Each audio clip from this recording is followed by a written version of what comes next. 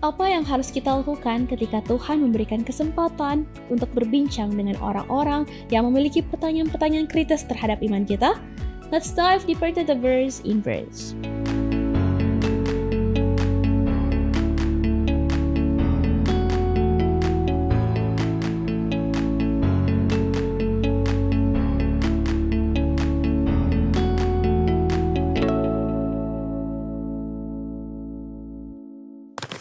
Selamat datang pada diskusi Alkitab Pemuda Inverse dan selamat tahun baru 2026. Nah, di tahun yang baru biasanya kan kita nih excited ya, tapi pada saat yang sama kita juga mungkin rasanya takut karena kita tidak tahu hari depan tuh ada apa yang akan terjadi di masa depan. Dan di tengah kondisi iman dan spiritualitas yang berubah-ubah dinamikanya ini, kita sering kali sebagai orang muda berdiri di antara persimpangan, di antara percaya kepada Tuhan dan skeptis kepada Tuhan. Nah, oleh sebab itu, triwulan ini kita akan belajar tentang apologetika dan kita akan bahas lebih dalam nanti apa itu apologetika. Tetapi seri pelajaran ini dimaksudkan untuk memperlengkapi kita sebagai orang muda agar dapat menghadapi berbagai macam kompleksitas iman di tengah dunia yang skeptis ini. Oleh karena itu, untuk memperoleh pengalaman yang lebih mendalam, kami sangat berharap bahwa sahabat Inverse boleh mempelajari secara pribadi buku panduan Inverse sebelum atau sesudah menonton video diskusi ini. Dan di tahun yang baru ini saya masih bersama dengan Gary, ada juga Angel dan juga Pendeta Andreas. Shalom semuanya. Shalom Kak. Baik, Pendeta boleh buka dengan doa. Mari kita berdoa. Tuhan Allah Bapa kami yang bertata dalam kerajaan surga, pada saat ini kami akan mempelajari di pelajaran pertama dari pelajaran Inverse. Kiranya Engkau memberkati akan pembahasan ini, bahkan terlebih khusus bagi pemirsa Inverse dimanapun kami berada, kiranya dapat memahami juga apa yang akan kami bahas pada saat ini. Kiranya Tuhan bekerja dalam kehidupan kami, karena kami alaskan doa ini dalam nama Tuhan Yesus kami berdoa. Amin. Amin.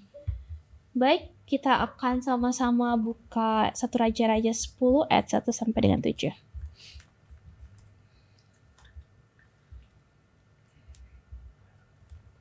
1 Raja-Raja 10 ayat 1.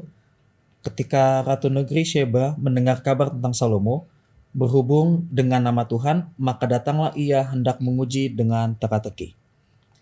Ia datang ke Yerusalem dengan pasukan pengiring yang sangat besar, dengan unta-unta yang membawa rempah-rempah, sangat banyak emas dan batu permata yang mahal-mahal. Setelah ia sampai kepada Salomo, dikatakannya segala yang ada dalam hatinya kepadanya. Dan Salomo menjawab segala pertanyaan ratu itu. Bagi raja tidak ada yang tersembunyi yang tidak dapat dijawabnya untuk ratu itu. Ketika Ratu Negeri Sheba melihat segala hikmat Salomo dan rumah yang telah didirikannya, makanan di mejanya, cara duduk pegawai-pegawainya, cara pelayan-pelayannya melayani dan berpakaian, minumannya dan korban bakaran yang biasa dipersembahkannya di rumah Tuhan, maka tercenganglah ratu itu. Dan ia berkata kepada raja, "Benar juga kabar yang kudengar di negeriku tentang engkau dan tentang hikmatmu. Tetapi aku tidak percaya perkataan-perkataan itu sampai aku datang dan melihatnya dengan mataku sendiri. Sungguh setengahnya pun belum diberitahukan kepadaku. Dalam hal hikmat dan kemakmuran engkau melebihi kabar yang kudengar." Oke, terima kasih. Dan Pendeta, sebelum kita membahas perikop pekan ini ya tentang Ratu Sheba, mulai mungkin diuraikan overview pelajaran kita, karena mungkin teman-teman Inverse, sahabat Inverse yang melihat pelajaran sepanjang ini temanya itu adalah apologetika Areopagus. Nah, saya sendiri tuh nggak sering denger ya Areopagus itu apa, apologetika itu apa. Nah, mungkin boleh dijelaskan sedikit tentang apologetika Areopagus ini? Oke, berdasarkan dengan pembelajaran kita pada saat ini bahwa apologetika itu secara bahasa Yunaninya gitu ya, itu dipergunakan di dalam ruangan sidang ya. Jadi kalau dalam sebuah persidangan, maka apologetika inilah yang digunakan, karena apologetika ini adalah satu gagasan yang bersifat filosofis. Ya, jadi kalau mau dibilang bahwa kata-kata ini pun juga digunakan sebagai sanggahan pembelaan gitu ya secara lisan ya, dan juga kalau istilahnya adalah pidato pembelaan. Ya, jadi kalau misalnya dalam ruang sidang itu ada namanya pembelaan-pembelaan, nah itulah pembelaan secara logis, secara filosofis, itulah yang disebut dengan apologetika. Ya, begitu juga dengan Areopagus ya. Jadi ini kata yang jarang orang dengar gitu ya. Iya. Jarang kita perdengarkan sehari-hari. Maka Areopagus ini pun juga adalah tempat sidang gitu ya, kalau istilahnya, kalau pembahasan kita terjemahannya adalah Mars Hill ya. Kalau dibilang, maka Mars Hill ini adalah sebuah bukit ya di sebelah Akropolis Athena ya. Itu tempat ruangan sidang ya, tempat ruangan sidang dan pengadilan bagi satu perkara yang bukan perkara biasa tapi perkara penting. Ya, jadi ini adalah yang termasuk dalam hukum ataupun dalam sidang keagamaan. Oke, berarti ini Areopagus ini ada di zamannya Rasul Paulus waktu itu ya? Betul. Oke, kita akan bahas lebih dalam, tapi kita mau lihat dulu pandangan dari teman-teman kita yang masih muda ini. Menurut kalian penting gak sih apologetika ini? Kalau misalnya emang penting, mengapa ini penting gitu? Ya, kenapa apologetika ini penting? Jawabannya pasti penting ya, karena apologetika ini memberikan jawaban untuk supaya orang-orang yang kita beritakan gitu ya kebenarannya menjadi melihat dan tahu bahwa ini loh sebenarnya kebenaran itu. Tapi tidak dengan, mari kita ingat bahwa apologetika itu disampaikan tidak dengan teknik-teknik seperti bertengkar atau mungkin berdebat gitu. Tapi apologetika ini memberikan kejelasan yang dijembatani melalui logika, sehingga orang yang mendengarkan penyampaian kita mengerti, oh seperti ini. Dan juga ada manfaatnya loh bagi diri kita sendiri, yaitu meneguhkan kita bahwa apa yang kita sampaikan ini dari mulut kita didengar oleh telinga kita dan memberikan kekuatan kepada kita bahwa benar yang kita jelaskan ini berasal dari kebenaran Tuhan sendiri. Ya, apologetika ini tujuannya adalah karena tidak mungkin kita hanya berada di lingkungan yang Advent saja atau yang mengetahui tentang Yesus saja, tapi apologetika ini akan digunakan ketika kita berdiskusi bersama teman-teman kita yang penasaran terhadap firman Tuhan, apalagi dia bingung terhadap ketuhanan atau tentang hal yang ada di dalam Alkitab. Ini gunanya adalah untuk meyakinkan kita lagi terhadap firman Tuhan dan membantu kita untuk menjawab seperti yang sudah disampaikan oleh Angel. Oke, berarti ini adalah satu hal jembatan ya, kayak jembatan ya antara iman kita dengan logika pemikiran manusia supaya itu bisa diterima oleh lebih banyak kaum atau lebih banyak lapisan masyarakat ya. Oke. Dan di pelajaran pertama kita ini kita melihat prinsip apologetika itu dari 1 Raja-Raja pasal 10 ayat 1 sampai 13, bagaimana Salomo berinteraksi dengan Ratu Sheba dan pertanyaan-pertanyaannya. Nah, prinsip-prinsip kesaksian apa yang dapat kita pelajari, pendeta? Iya, jadi pembelajaran ini sebenarnya satu hal yang cukup menarik kalau kita lihat bahwa ini kan Sheba gitu ya, ratu yang mendengar akan berita tentang Tuhan dan dia mau pastikan dulu ke Salomo. Ya, maka perjalanan Ratu Sheba ini pun juga pada hakikatnya adalah ternyata dia tertarik juga tentang belajar tentang Tuhan gitu ya. Dia penasaran, tapi wawasannya tentang bagaimana kepercayaannya kepada Tuhan, maka itu pun juga ada hal yang menarik kita pelajari karena Ratu Sheba pun juga, bagaimana tentang Ratu Sheba kita harus pahami bagaimana, kenapa sih dia harus cari tahu apa sih hubungannya seperti itu. Maka daripada itu Ratu Sheba pun juga kalau kita baca secara 1 Raja-Raja pasal yang ke-10 menjelaskan bagaimana Ratu Sheba mencari jawaban tentang Tuhan itu by pengetahuan gitu ya. Pengetahuan kalau secara bilang pengetahuan tentang duniawi gitu ya, dia yang masuk akal buat dia. Karena bagaimanapun nyata Ratu Sheba ini adalah orang yang berpikir secara intelektualitasnya tinggi. Ya. Karena kalau nggak dia intelektualitasnya tinggi, maka dia pun nggak akan bisa menyanggah kepada Raja Salomo tentang siapa sebenarnya Tuhan itu. Iya. Ya, maka daripada itu akhirnya kalau kita melihat pada pelajaran kita bahwa Ratu Sheba akhirnya menyadari bahwa hikmat yang dimiliki oleh Raja Salomo sendiri itu berasal daripada Tuhan. Maka daripada itu di ayat yang ke-9 dia mengatakan bahwa ya terpujilah Tuhan gitu ya. Terpujilah Tuhan Allahmu, Tuhanmu itu. Dia mengakui bahwa ternyata Tuhan yang diyakini oleh Raja Salomo sendiri adalah Allah yang benar-benar secara logika manusia, karena tadi kita pelajari bahwa ini kan menjembatani akan akal ya, dan juga apa satu lagi ya? Iman ya. Jadi kadang-kadang ada orang yang memang masih ragu dengan kepercayaannya, benar gak sih Tuhan itu gitu. Jadi menjawab untuk pertanyaan. Oke, jadi memang based on pengetahuan dijembatani oleh apologetik ini sendiri ya pendeta. Dan bagi orang muda yang hidup di era saat ini, apa saja hal yang perlu kita lakukan ataupun kita perhatikan ya ketika berinteraksi, khususnya bagi mereka yang skeptis dan yang tidak memiliki gambaran sama sekali tentang iman kita. Ini agak susah, tapi gimana?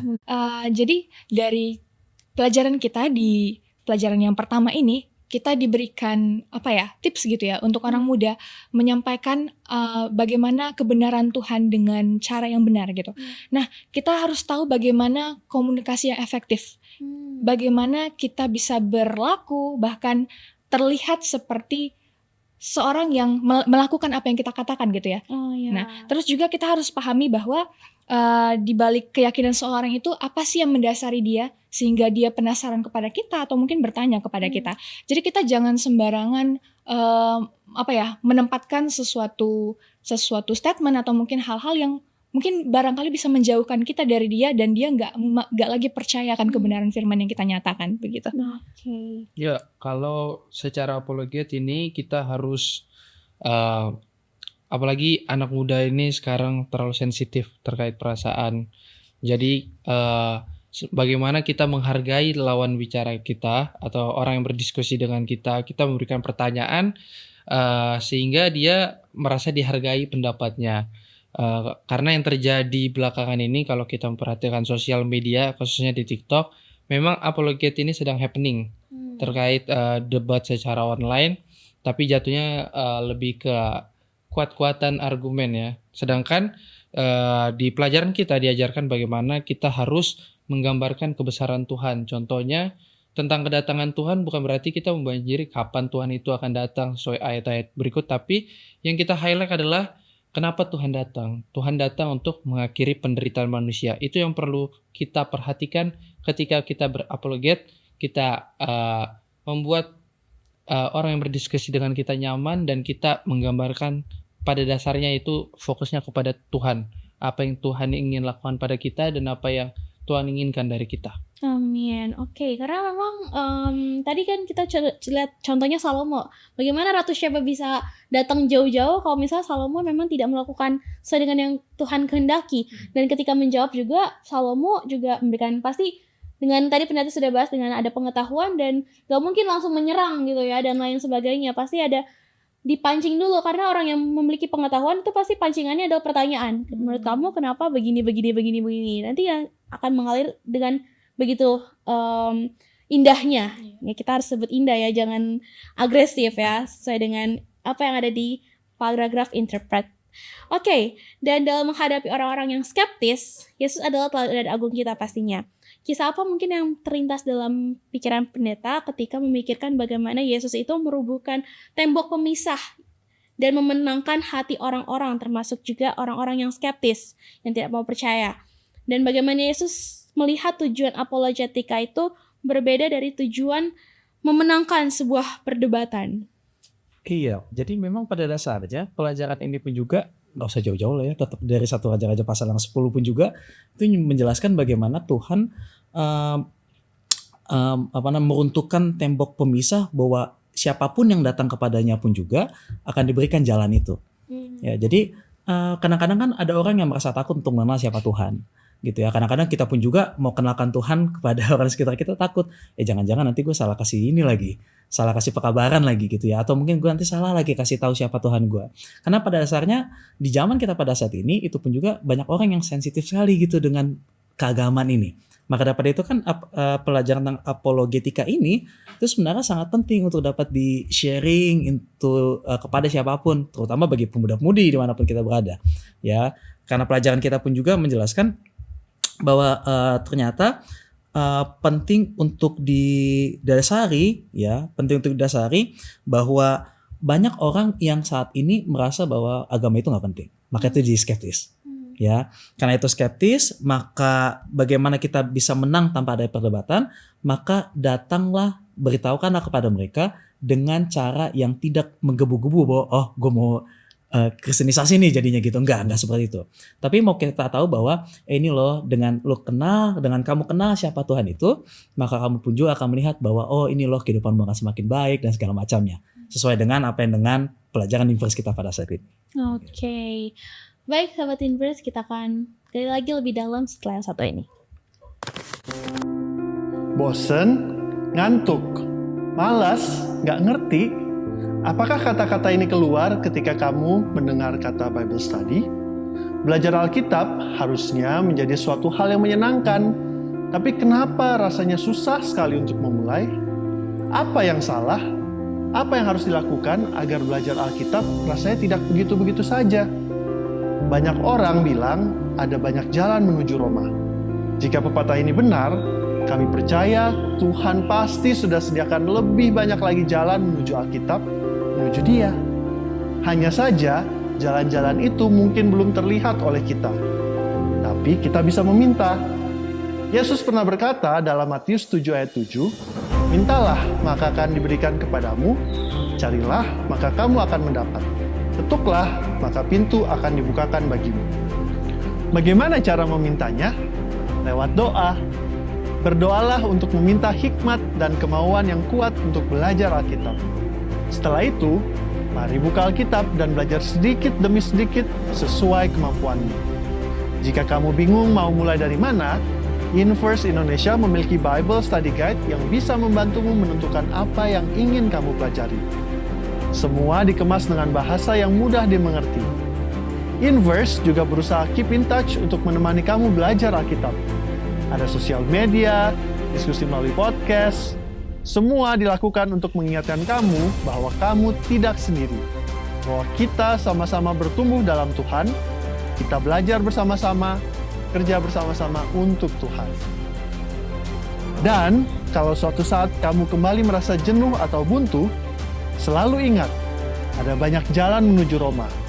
Ada banyak cara untuk belajar Alkitab dengan menyenangkan, dan kami harap Inverse adalah salah satunya. Open your heart, dan open your Bible. Let us dive deeper into the verse. Inverse.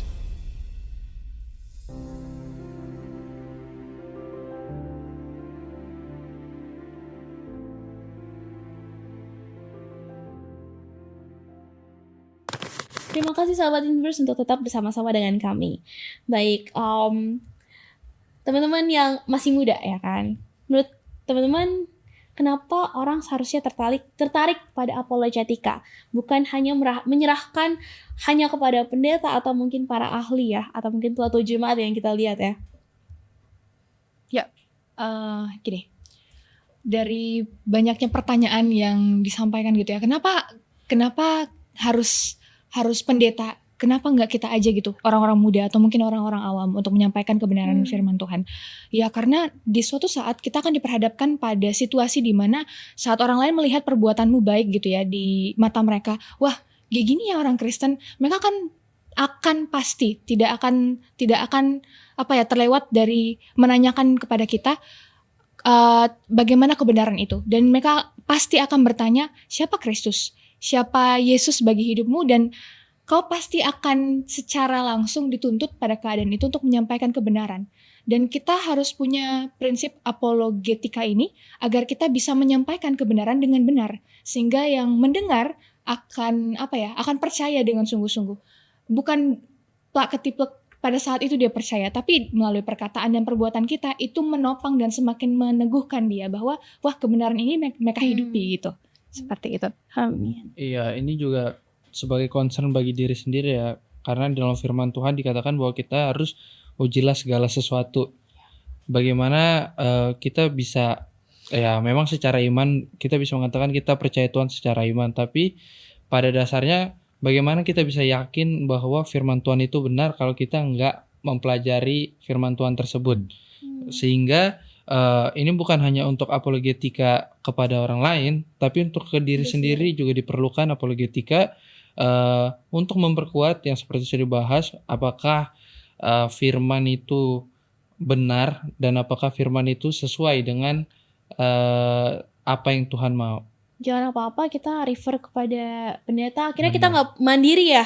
Jadi harusnya karena sebagai orang Kristen, apalagi kita orang Advent, kita kayaknya dituntut mandiri. Kayak kita belajar sekolah Sabat sendiri, nyari sendiri. Jadi iman kita itu bukan iman yang bergantung pada seseorang, bergantung pada si A. Nanti kalau si A murtad, kita ikutan juga kan enggak ya. Jadi emang iman yang mandiri supaya kita juga boleh menjelaskan ke orang lain secara mandiri gitu ya.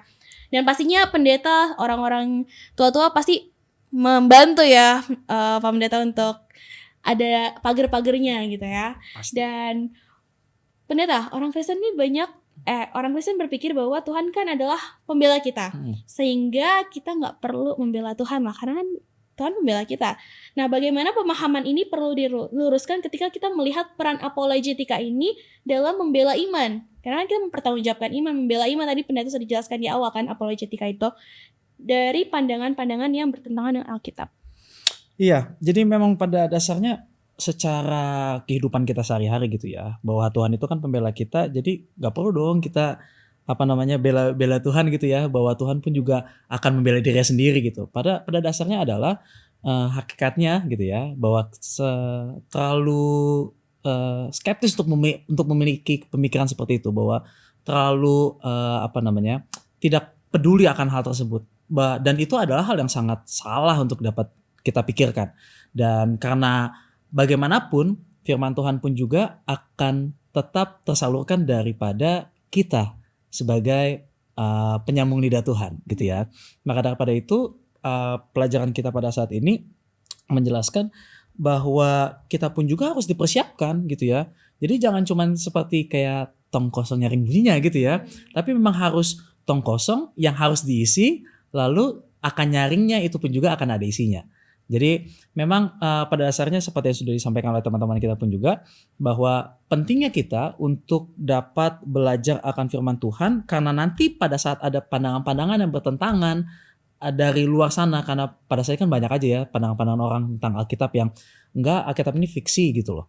Alkitab ini hanya cerita rakyat gitu loh, bukan cerita yang asli. Nah, itu bagaimana kita mengimbanginya adalah dengan belajar dari firman Tuhan itu. Jadi kalau kita mengenal akan Tuhan, maka kita akan tahu siapa Tuhan. Kalau kita nggak kenal siapa Tuhan dari firman Tuhan, maka kita mau kasih tahu apa gitu. Jadi sama aja kayak kita nggak peduli akan pekerjaan Tuhan di atas muka bumi. Ya, jadi pentingnya kita untuk mengisi diri kita terlebih dahulu sebelum kita akan menyebarkan akan pekabaran Tuhan gitu. Oke. Menurut Gary gimana? Ya, jadi memang Tuhan ya ada yang mengatakan sudah bagus sebenarnya yang dikatakan Pak Pendeta, bahwa Tuhan sebenarnya tidak perlu dibela, tapi kita harus meluruskan hal-hal yang bertentangan karena masih banyak pemahaman-pemahaman yang salah, khususnya dari saudara kita terhadap firman Tuhan sendiri. Kalau kita perhatikan di dalam media sosial sebenarnya apologet ini sangat happening, jadi makanya saya sangat senang dengan pembahasan triwulan ini karena di sini kita diterangkan bahwa apologet itu gunanya adalah untuk memperjelas, untuk meyakinkan orang lain, bukan untuk berdebat, untuk melihat siapa yang benar, siapa yang salah. Memang itu tujuannya, tapi bukan untuk merendahkan kepercayaan orang lain, tapi bagaimana untuk menunjukkan bahwa Tuhan itu benar. Dan bukan bukan harus kita bela untuk secara kekerasan, tapi bagaimana secara pandangan yang sesuai dengan firman Tuhan. Ini konsep bela imannya itu bukan kuat-kuatan gitu ya. Betul. Bukan kuat-kuatan, tapi ya tujuannya untuk message delivered gitu kan. Oke. Dan pekan ini kita membahas prinsip-prinsip dalam apologetika, tetapi apakah Anda pernah melihat kasih mengubah cara berpikir seseorang ketika perdebatan itu nggak berhasil? Ya, sebuah kesaksian lah ya Kak, yang ingin saya sampaikan gitu ya. Pernah di situasi di mana saya dengan teman saya yang berbeda keyakinan gitu ya, tidak percaya kepada Yesus Kristus, dirinya bertanya kepada saya, dan ujung-ujungnya ada sedikit percikan api seperti perdebatan. Dan hal itu malah berujung kepada teman saya ini gak mau lagi bicara tentang kebenaran firman Tuhan, gak mau nanya kepada saya, dan hal itu malah membuat kami jadi renggang hubungannya, gak mau berkomunikasi lagi. Tapi semakin lagi belajar tentang kebenaran firman Tuhan, bagaimana teknik yang benar gitu ya untuk menyampaikan firman dengan lembut, dengan sopan, dengan menghormati orang lain. Saya teringat pada kisahnya murid-murid Tuhan Yesus gitu ya. Dulu waktu murid-murid Tuhan Yesus pertama-tama kali mengenal Kristus, mereka tuh suka banget berdebat, suka banget bilang ini salah, itu salah, jangan sama orang Samaria, mereka jijik najis dan yang lainnya. Tapi saat hidup mengenal Tuhan, mereka tahu bagaimana cara menyampaikan kebenaran dengan benar. Mereka menginjil dengan powerful gitu ya. Bagaimana Petrus dan rasul-rasul yang lainnya kita lihat dalam kitab memberitakan Injil dengan cara yang benar, yang sehingga membuahkan, menghasilkan jiwa-jiwa gitu ya, menuai jiwa-jiwa yang banyak, lebih banyak, dan tidak memakai kekerasan dan perdebatan. Dan hal ini justru menjadi kesaksian gitu ya bagi tiap-tiap orang yang percaya, agar kita bisa meneladani nih bahwa menyampaikan kebenaran tidak perlu sesuatu yang berbentuk kekerasan dan perdebatan begitu. Ya, kalau mau dibilang seperti yang tadi gitu ya, memang pada dasarnya banyak juga orang yang menganggap orang Kristen tapi sebenarnya dalam angan-angan pribadinya juga nggak menjalankan akan hakikatnya sebagai orang Kristen gitu ya, sebagai pengikut Tuhan. Maka daripada itu penting sekali dalam kehidupan saya sendiri gitu ya, bahwa banyak pengalaman hal tersebut, bahkan melihat karena banyaknya teman-teman yang lain yang mungkin akhirnya tidak mendeliver message itu dengan baik, akhirnya menutup diri gitu ya, menutup diri, bahkan yang tadinya sudah mulai belajar, akhirnya ya udahlah, ternyata banyak orang sekitar saya mungkin pada saat datang gereja kok jadi begini sih gitu ya, jadi begini. Padahal sebelum-sebelumnya nggak seperti ini. Ya, tapi inilah yang menjadi bagian kita, bahwa bagaimana sih cara kita mengubah akan pemikiran seseorang tersebut, tetap based on bagaimana kita mengasihi dia dengan cara Tuhan. Ingat bahwa Tuhan pun juga tidak membiarkan orang yang tetap kecewa gitu ya, dibiarkan begitu saja. Tapi Tuhan tetap mengeluarkan tangannya, kita pun juga tetap harus mengeluarkan tangan. Ya, bagaimana caranya? Jangan ditinggalin orang itu. Ya, jangan ditinggalin. Bahkan saya pun juga sehari-hari tetap orang yang tadinya kecewa dengan gereja tetap tetap dijaga gitu loh, tetap ditanya kabarnya segala macamnya gitu ya. Dan akhirnya mereka pun yang tadinya sudah kecewa, bahkan akhirnya bertanya lagi, Pak Pendeta benar gak sih nih kayak gini lagi, sudah mulai balik lagi. Dan inilah sebenarnya hal yang harus dimiliki bagi setiap umat-umat yang percaya pada Tuhan. Oke, amin. Puji Tuhan, kita sudah sampai pada penghujung diskusi episode pertama ini. Mungkin masing-masing panelis boleh memberikan satu closing statement. Oke, percaya kepada Tuhan bukan berarti kita benar dari atas segalanya. Tapi menghidupkan akan firman Tuhan menjadikan kita menjadi satu orang yang dapat menjadi berkat bagi orang di sekitar kita. Amin. Mari menarik pelajaran Salomo dan juga Ratu Sheba. Tahu firman Tuhan dan tahu cara menghidupinya. Sehingga saat orang lain melihat, engkau bisa mempertanggungjawabkan apa yang kau lakukan dan apa yang disampaikan akan kebenaran firman Tuhan itu. Amin. Ya, jadi jangan takut untuk mempelajari Alkitab, bukan berarti kita menjadi orang yang sok suci, tapi itu emang kewajiban kita untuk mempelajari Alkitab. Amin. Baik, Angel boleh tutup di dalam doa. Mari kita bersatu dalam doa. Bapa di sorga, kami mengucap syukur untuk kasih-Mu pada saat ini. Kami sudah selesai diskusi pelajaran sekolah sahabat yang pertama di tahun yang baru. Mari Tuhan perlengkapi kami untuk haus dan lapar, untuk mempelajari lebih lagi firman-Mu. Terima kasih Tuhan, ampuni kami dalam nama anak-Mu Tuhan Yesus kami berdoa. Amin. Amin. Terima kasih untuk seluruh panelis dan terima kasih untuk seluruh sahabat Inverse yang telah bergabung pada episode pertama di triwulan yang baru tahun 2026 ini. Kiranya Anda semua sahabat Inverse boleh memperoleh pengalaman yang lebih mendalam tentang Tuhan. Bukan hanya itu, tetapi juga boleh mengenal Dia secara pribadi dan lebih dekat lagi. Sampai jumpa pada episode berikutnya. Tuhan Yesus memberkati.